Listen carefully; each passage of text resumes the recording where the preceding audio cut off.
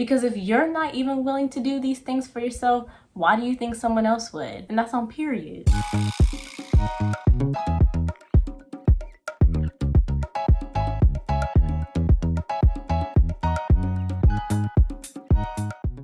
Beautiful people, my name is Anissa, and here we like to talk about self-improvement and mindful wellness. If those topics interest you, make sure you like and subscribe so you can join our self-improvement journey. Now let's jump into today's topic where we're talking about how to practice your love language on yourself. Now there are 5 love languages, and if you're unsure which one is yours, don't worry because we will go over each of them and how to practice it on yourself. Now just starting off with the basics, what is a love language? Your love language describes how we prefer to receive love from others. And the reason it is important to practice your love language on yourself, because we've all heard that phrase, how can you love someone else if you don't fully love yourself? And even if you are sure of and very comfortable with yourself, it's still important to practice your love language, because not only as a way of self-care, but as a constant reminder of your worth and to mentally prepare you for your next future romantic relationship, so you can clearly express your preferences. So the first love language we're going to be discussing, my personal favorite, words of affirmation. And despite common popularity, I think words of affirmation can be a very slippery slope because it can become potentially dangerous, and here's why. It is very easy to start depending on your partner and your friends for reassurance, and that is amazing if you have a support system that is always there to uplift you, but you should never completely depend on someone else to remind you of your worth, which is why it is important to practice words of affirmation on yourself. And you can do this by 1, keeping a journal or just writing in your notes app why are you proud of yourself today, minor accomplishments, things that you did correctly. And once you do that over a period of time, and it doesn't have to be every day, it can just be every now and then, but over a period of time, you will develop a very long list of reasons you're proud of yourself. So whenever you are in doubt for any reason, you can go back to that list and give yourself some self-reassurance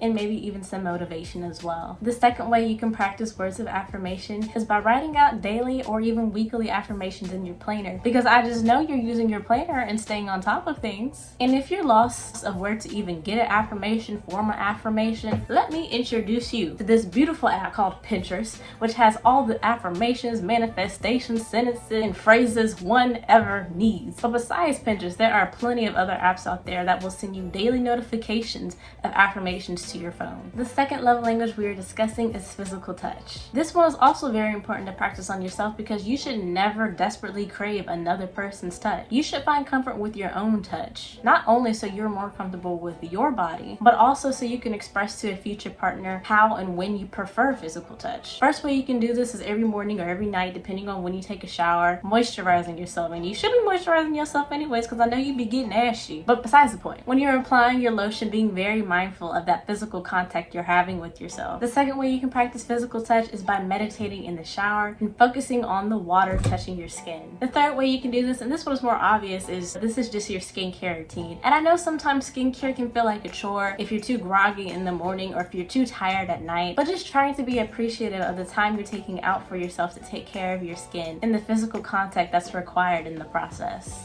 The fourth way to practice physical touch is investing in a weighted blanket so you feel more secure and compressed, in the best way possible though. I obviously don't recommend a weighted blanket if you're claustrophobic. And this last way to practice physical touch, and I know this is technically cheating because you're supposed to be doing this on your own, but if you have a cat or a dog or any pet that's cute and fluffy, making them do their one job, which is boosting your serotonin and being cute and cuddly, go get them from the other room and make them cuddle with you. They literally have no other responsibility. This is the least they can do. Now this third love language we're going to be discussing is acts of service. Ways to practice this on yourself would be by cleaning out or organizing your space. If there is something you know has needed to be cleaned out or organized for a long time now, taking this time out to finally get that done. And as you're cleaning, you may realize that you have certain items that you have no use for anymore, and you can start a donation pile. And once you do donate these things, it can provide a really great sense of satisfaction, in that way not only providing an act of service to yourself but to someone else as well. The next way you can provide an act of service to yourself is by cooking or meal prepping for yourself. If you've been staying home and neglecting your diet, nourishing your body properly is a great way to service yourself. Now our fourth love language is gift receiving. And I feel like with this one there are some quick misconceptions about gift receiving. If this is your language, you do not and should not drop a bag on yourself every time you accomplish something. While receiving material gifts from time to time is really nice, you can still gift yourself through other ways, such as prioritizing your interests or hobbies. If there's something you've been putting off because you've convinced yourself you do not have time for it, stop self-sabotaging, because newsflash, we always have time for the things that we think are important. And your interests and hobbies are important. We only have one life. Let's enjoy it as much as we can. And I know that prioritizing your interests and hobbies also has a lot to do with your time management, but if you start prioritizing correctly, you will find time to pursue said interests and hobby. Another way you can practice gift receiving is when you do spend money on yourself, make sure you are investing in yourself. So making purchases that are going to help you advance as a person, such as maybe a nice book, therapy if you can, or some sort of entertainment. The fifth and last love language we're going to be discussing is quality time. Spending time alone is so crucial. In order to fully appreciate and be in the moment with someone else, you have to be able to do it by yourself first. If you haven't taken anything away from this video, take this key theme, and that is